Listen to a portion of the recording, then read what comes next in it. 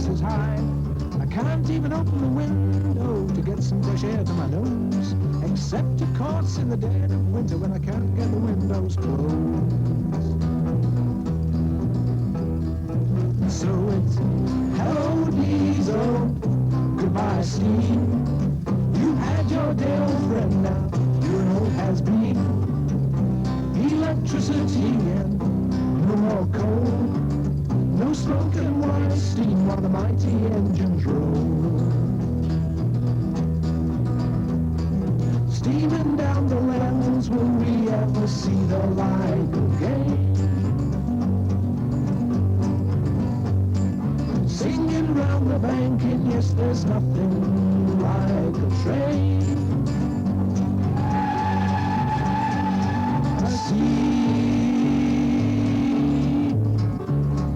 train.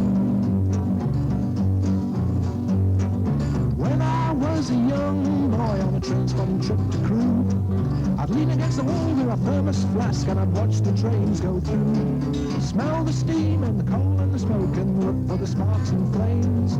Smell the smell of the lubricating oil, but I'll never see them again.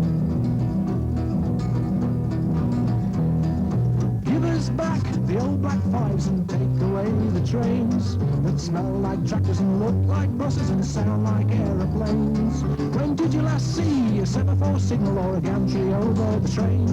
Or roasting coal in a firebox, setting the world aflame? So it's hello diesel, goodbye steam. You had your day, old friend, now you're an old has-been. Electricity, no more coal, no smoke and white steam while the mighty engines roll. Steaming down the levels, will we ever see their lights again? Steam locomotives have been with us a long time. The replica of Locomotion at Shildon in 1975. A lot of this program you're about to see was filmed by people just recording their everyday scenes, like these locals with a new car deep in rural Kent.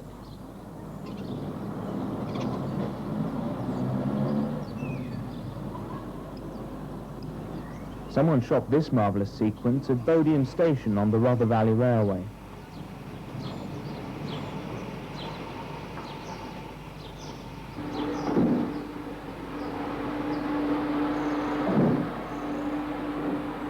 Note the ungated level crossing and the ancient 4- and 6-wheel carriages.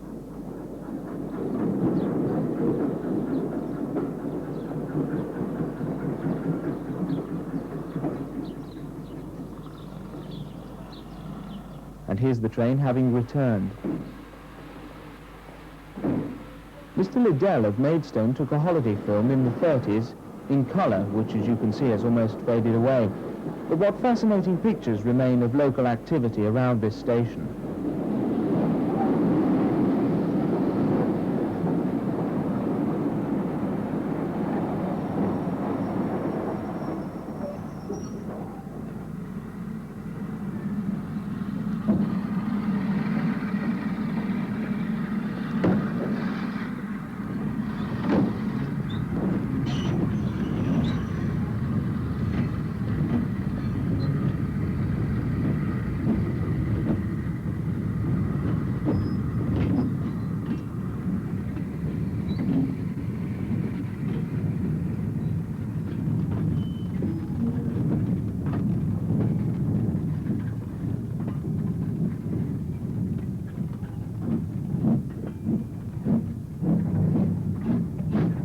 The Coronation Scots were blue, and something of their colour remains in this rare film.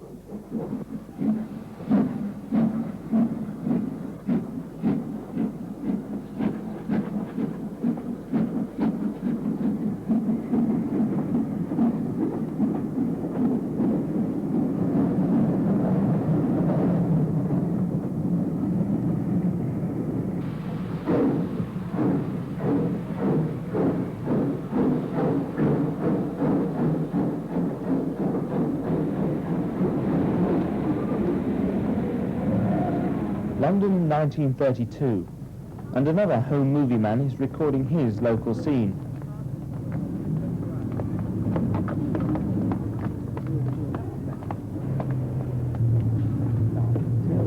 Transport is his interest, obviously, and we think that this is Liverpool Street Station. The commuting scene has hardly changed, has it?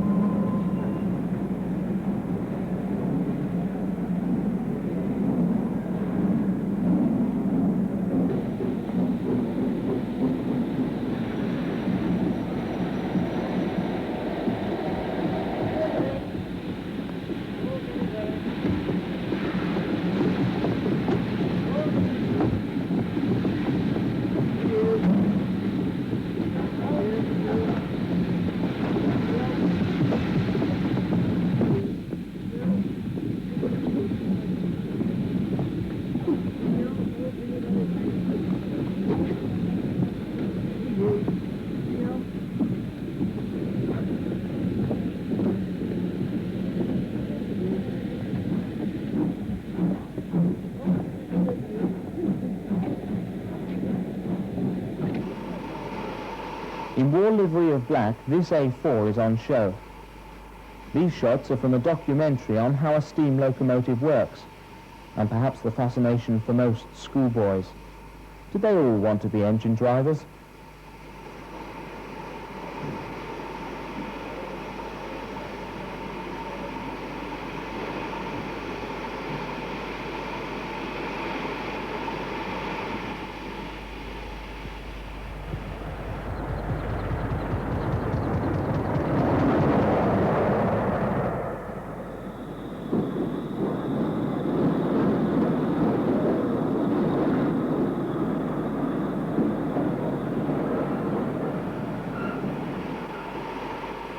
The late 30s saw many experiments in stock design.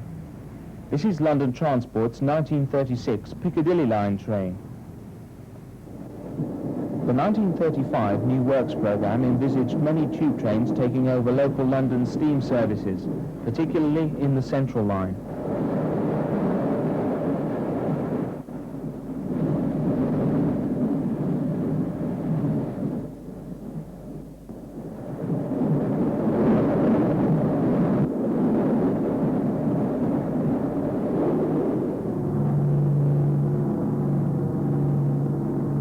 The Battle of Britain is still going on overhead.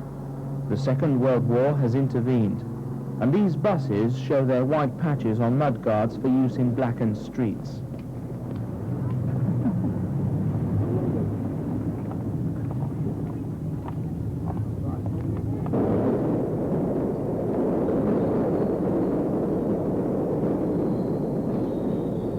Liverpool Street Tube Station, and evidence of the war shows up in the little cardboard boxes everyone carries, containing a gas mask. After the war in 1948, all the mainline railways were united into British Railways. Passengers weren't too bothered. There were the same old queues to stand in. The railway worker, however, was going to see a few changes. A backlog of repairs and maintenance had to be dealt with first.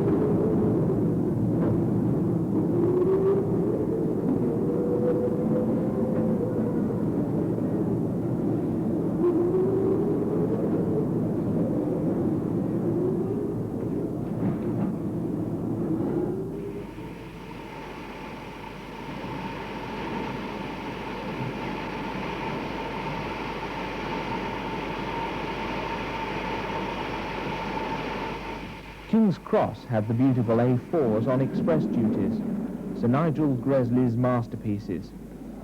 His policy was to use the best of the old designs and add his own improvements. The A4s, together with the A3 and A1s, including the Flying Scotsman, were the mainstay of express services out of King's Cross then.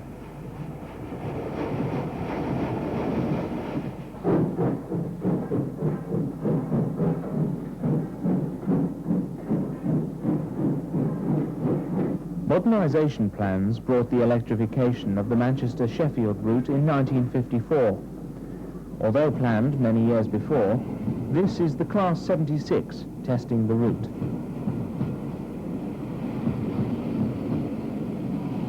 But in Belfast, steam reigned supreme on the York Road to Larne coastal route.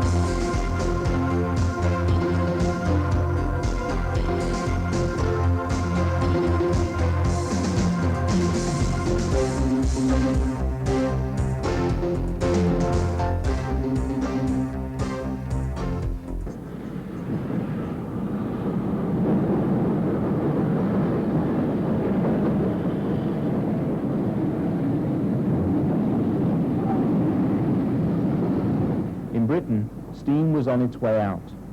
Steam depots dwindled as one region after another started to scrap their engines. Steaming down the lands, will we ever see the like again? Singing round the bank, and yes, there's nothing like a train. A steam train. When I was a young boy on a train-spotting trip to Crewe, I'd lean against the wall with a thermos flask and I'd watch the trains go through. Smell the steam and the coal and the smoke and look for the sparks and flames. Smell the smell of the lubricating oil, but I'll never see them again. Give us back the old black fives and take away the trains that smell like tractors and look like buses and sound like aeroplanes. When did you last see a semaphore signal or a gantry over the train? Or roasting coal in a firebox, setting the world aflame?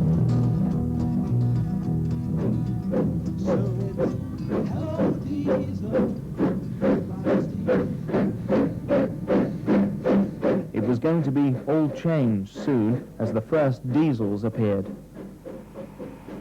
The steam men would have to learn how to handle a noisy, smelly tin box instead of the breathing, living machine they'd been brought up on.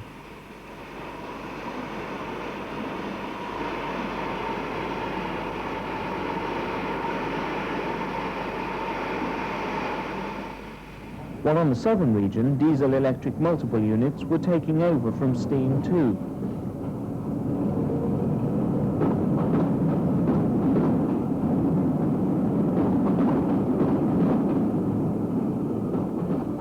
Railway architecture would change too. This is Stanmore Station, designed like a church to please the local wealthy landowner in years gone by. The Harrow Stanmore branch in 1962, a quaint little steam branch somehow overlooked by the authorities. Here one could soak up the atmosphere of an old steam railway. It was all here, the smell of coal, hot sleepers, the goods shed, all restful on a warm summer's day.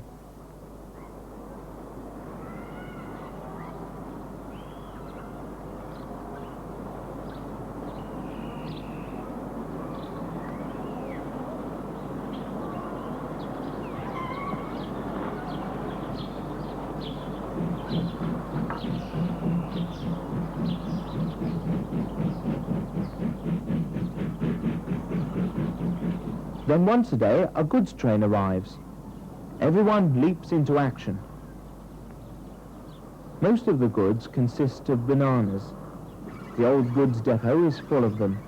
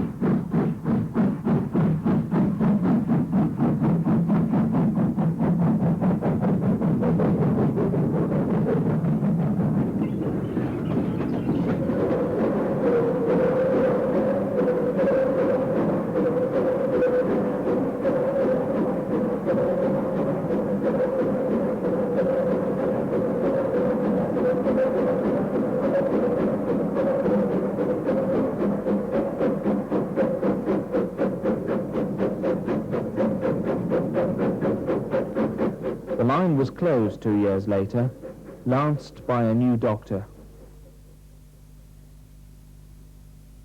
His axe swept around the country, and many little branch lines like this got the chop. Actually, this railway was lucky. It was taken over by a preservation society and lived to tell the tale.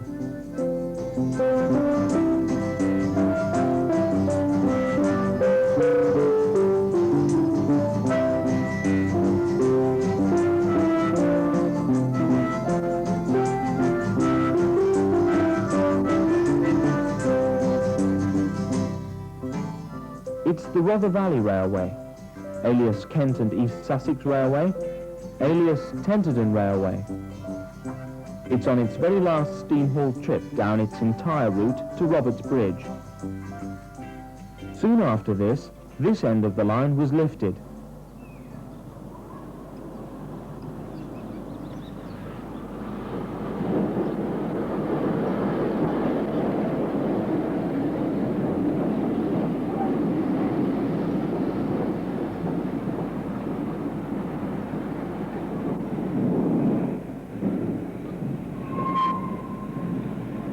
So soon it was the turn of the specials, last steam trips like this one at King's Cross.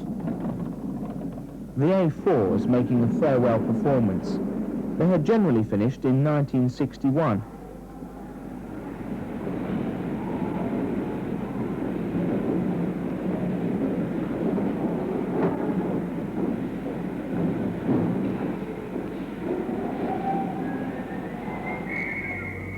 Other locos were bought privately, some by holiday camps for kids to crawl over, others to go on display in steam centres, a new word in the railway enthusiasts' vocabulary.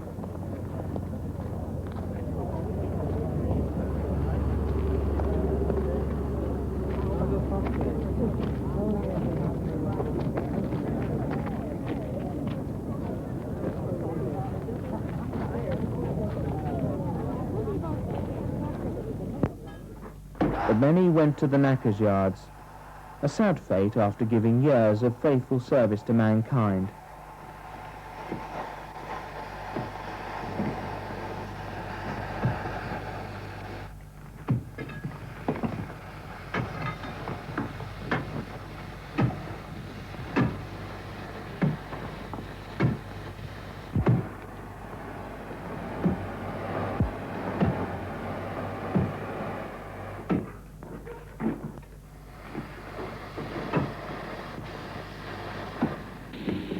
As the last months of steam on British railways went by, many a nostalgic visit was made to the last remaining depots still using steam locomotives.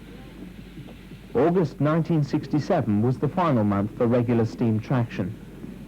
After that, it was banned totally, except for 4472. There were many well-preserved locos about, like this one, lovingly looked after by new proud owners in odd factory sidings all over the country. Looking back to those last years of steam, one wishes that there were more photographic records of these passing trains.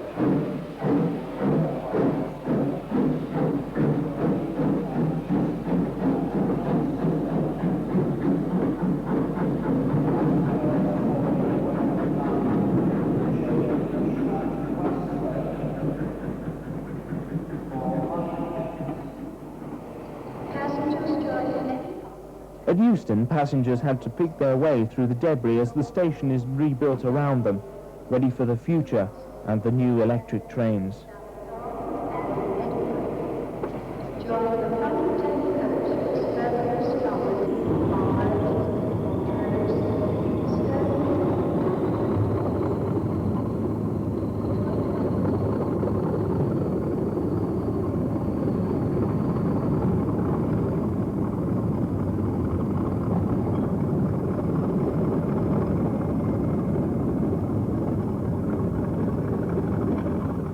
diesel-hauled now, but still needing assistance up the bank to Camden.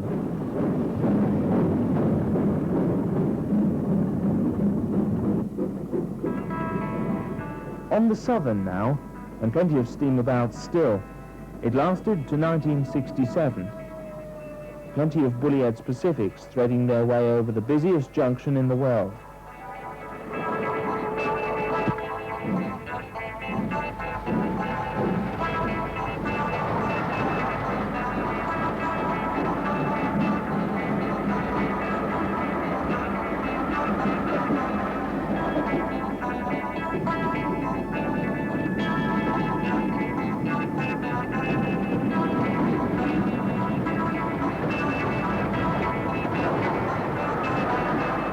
Just after this Class 33 comes the now restored Blackmore Rail, currently on the Bluebell Railway.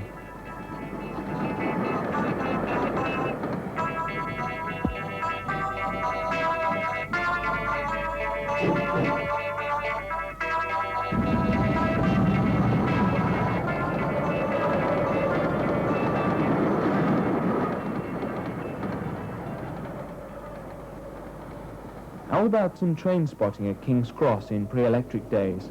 Signal box still there too. All this stock has gone.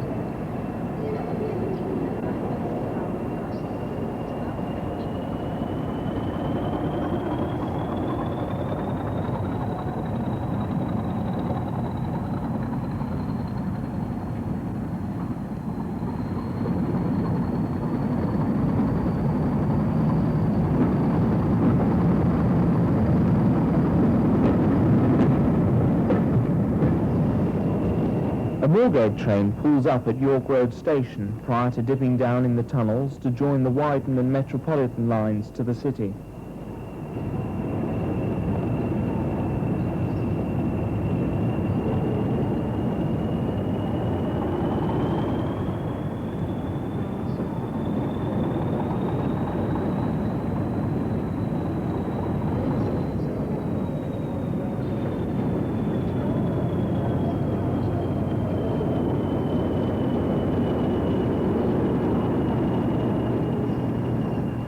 With mainline steam gone, industry carried on using little tank engines. This one was used by the Royal Aircraft Establishment at Farnborough.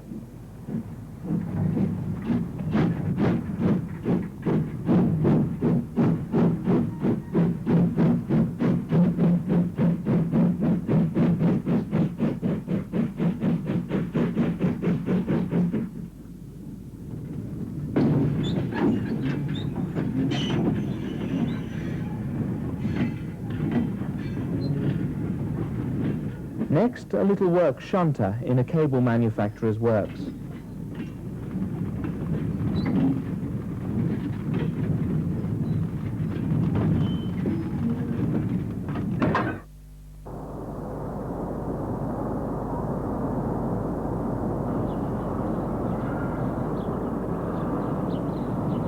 There are 3 pits in Kent, and they are all in danger of being closed down.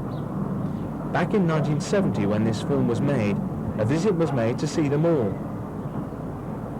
At Snowdon, 2 or 3 locos have plenty of work to do. In weather conditions described as murky, they were run out for us to see and even get a ride on.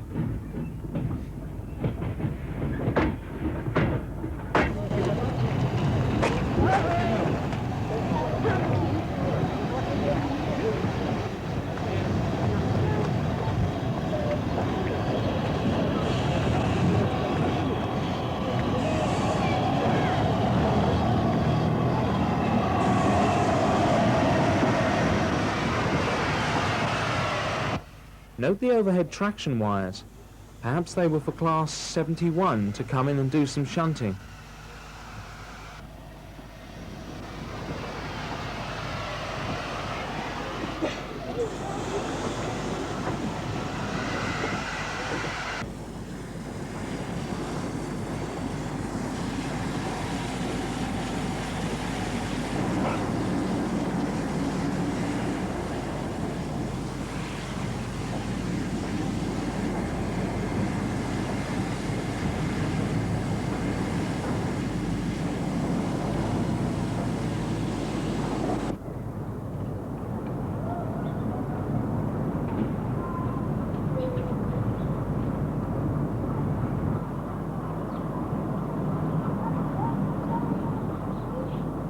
This pit has just the one tank here, and after its lunch break we went over to see it.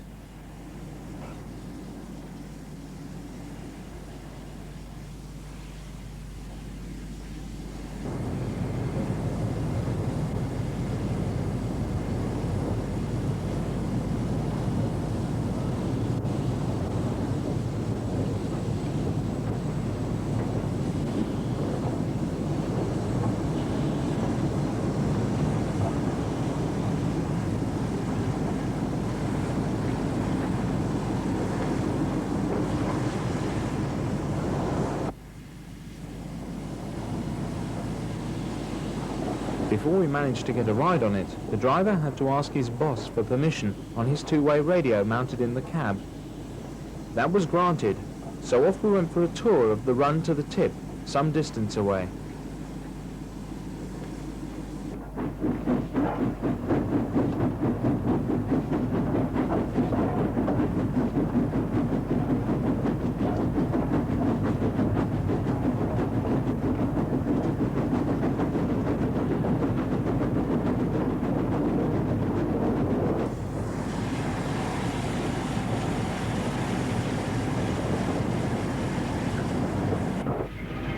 This 08 would require some assistance if it's to get its load back up the incline.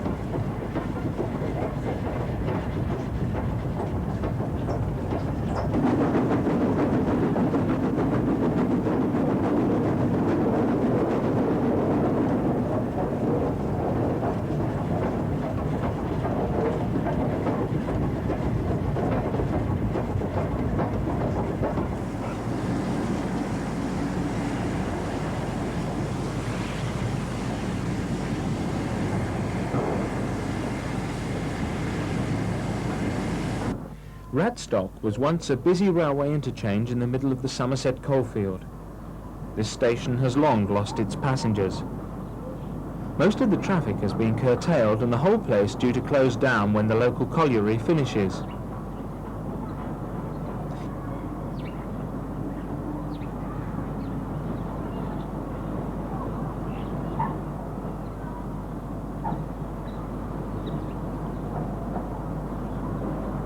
The Somerset and Dorset Railway Preservation Group used this shed to house their locomotive while it was under repair. They did hope to set up a railway centre here, but moved out several years later. The line was used to collect coal from this colliery, the last one left in the county. It had, at the time this film was made, just this little 040. And its driver spoke to us. Just had the 10-year test. The boiler's 11 years old now. The hydraulic test and all that. He's perfect, the boiler. I like it anyhow. But when the Cold War's finished with it, I wouldn't mind it. The president of our club, he wanted to keep it in Redstock. Whether the Cold War is sold to someone else, I can't say. But he've offered to go as much as 800. And whether they'll let it go for scrap price, I don't know.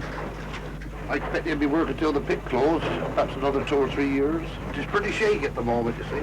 The scene, whether they have prospects for any more, I don't know. There's nothing wrong with this engine at all.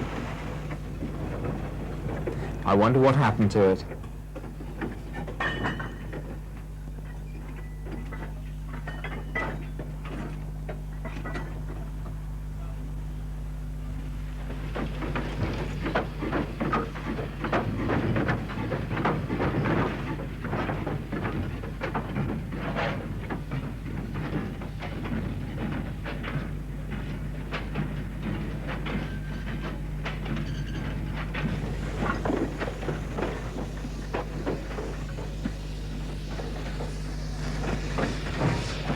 Its main duty was to propel loaded trucks across the fields at the top of a rope-worked incline, one of the last two left working in England at that time.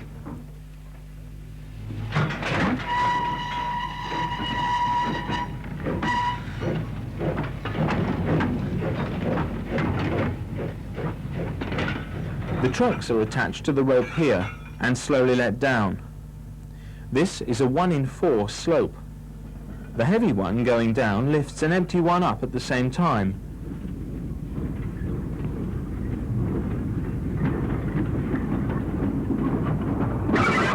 The driver told us about it.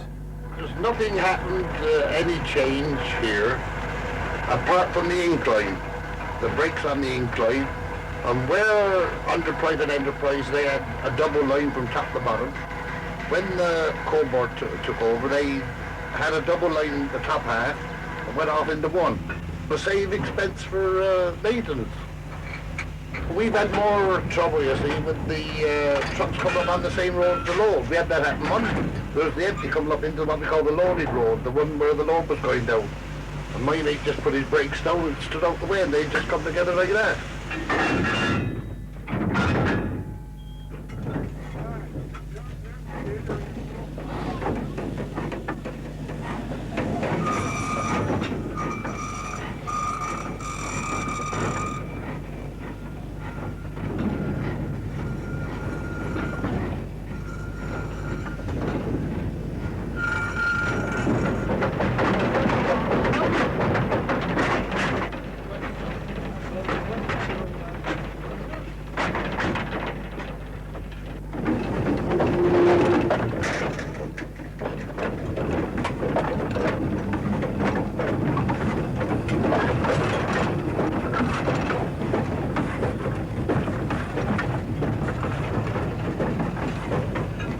At the bottom, a waiting BR train.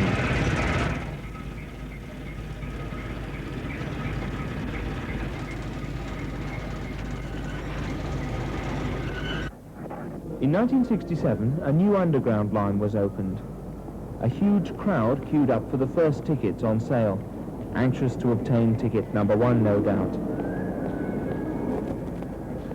Note the price. It seems so long ago now. The line was opened only as far as Highbury then. Eventually, it terminated at Brixton.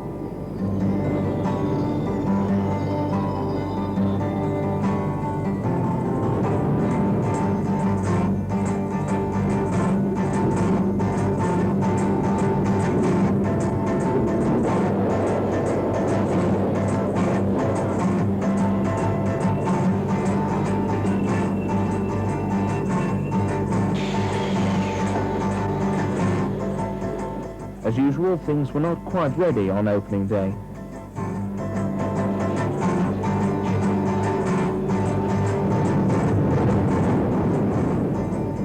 A feature of the line is the murals, each one representing the local area. Slipping back a few years, we take a look at the Great Western Pannier Tank, seen all over Britain in BR days.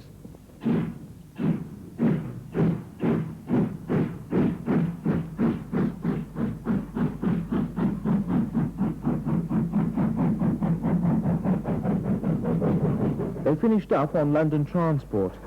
They were used on works trains on the surface and metropolitan lines, carrying mostly stores and rubble to be moved to Croxley Tip.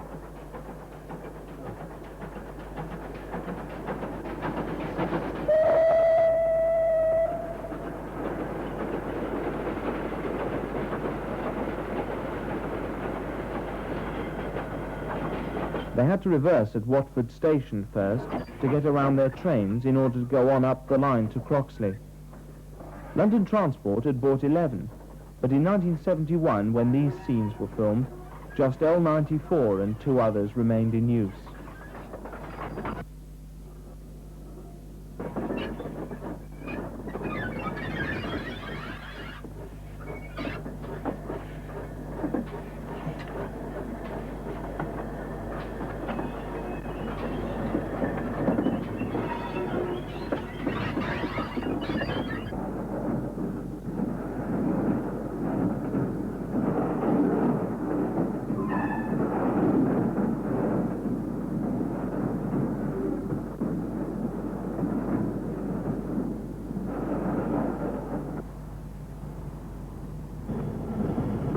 Remembering that steam had pioneered the first underground railway in 1863, a final day's celebration was organised by London Transport in 1971, when steam traction finally ceased. So at Barbican Station, L94 making a final trip through the city tunnels. It was hauling a breakdown train which will run right through to Neasden Depot, where an open day for members of the public was held.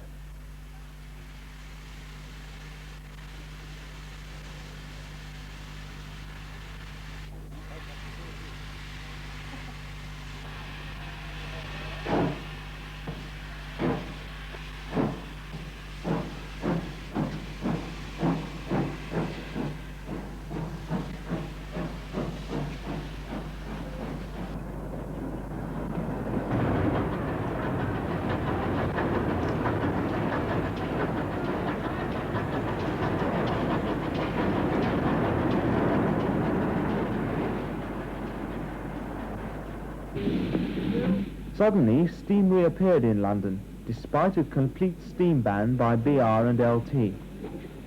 The King George V made a surprise trip to Kensington Olympia. After inspection, it returned to Didcot.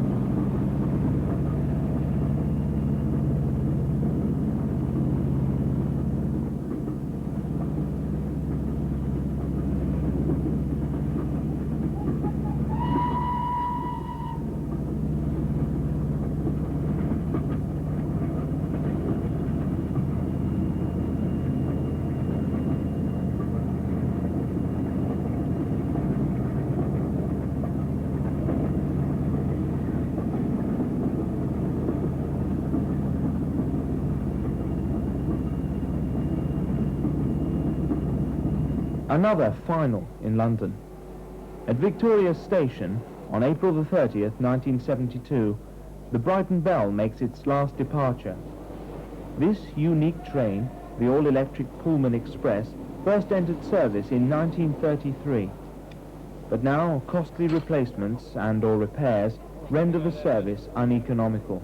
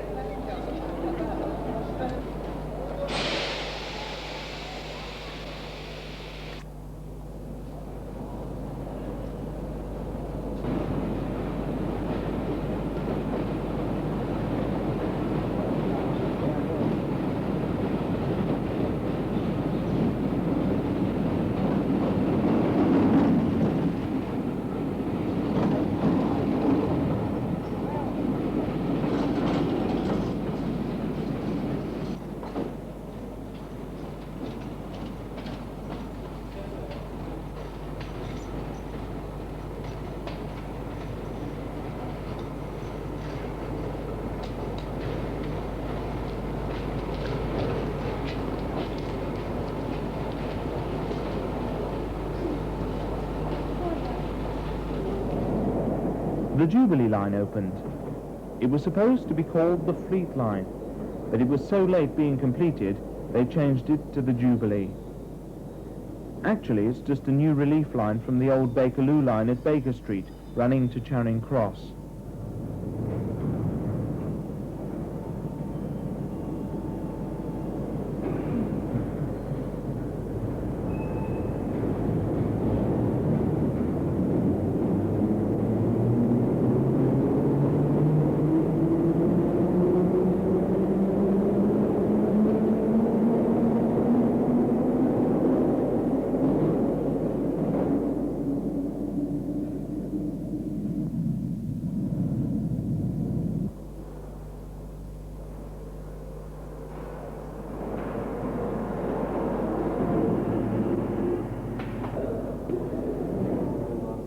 Heathrow had also been connected to the Underground. An extension from Hounslow on the Piccadilly line went through Hatton Cross and into the very centre of the airport.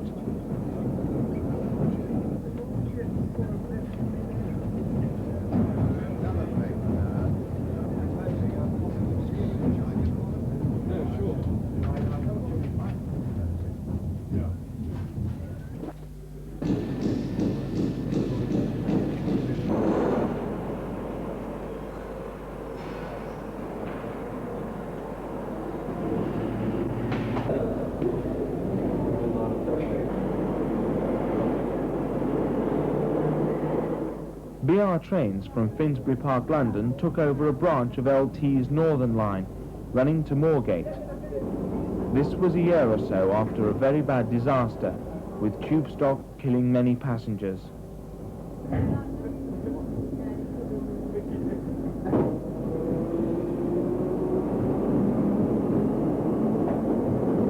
(1976).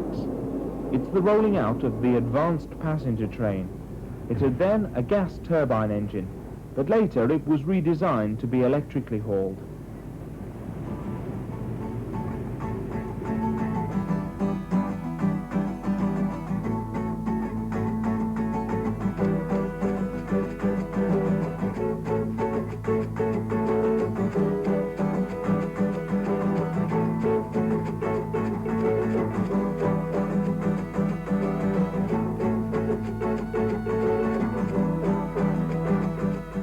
In its final form, it was due to enter service in January 1982, but it failed again due to technical problems caused by freezing of the water turbine brakes. So back it's gone to be tested and redesigned.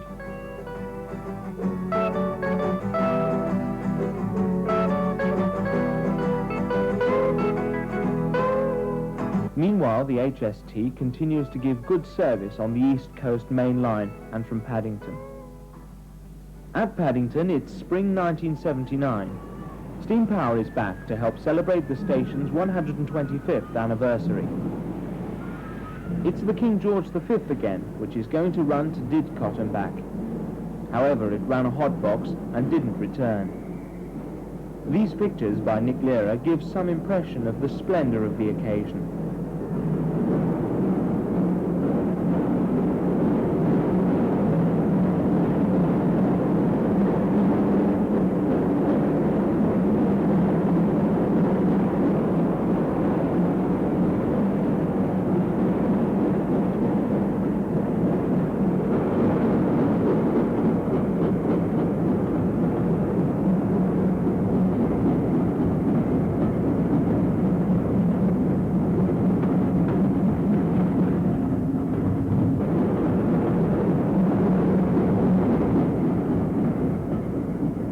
A year or so before that, the Western Class 52 diesel hydraulic locomotives were withdrawn from service from the Western region.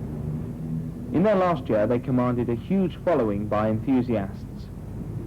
6 have been bought for preservation. The Deltics also went. On the gloomy Saturday morning at King's Cross, 55015 is to depart for the last time. They entered service in 1961. This loco, which took part in the Rainhill Parade in 1980, was prodded and peered at.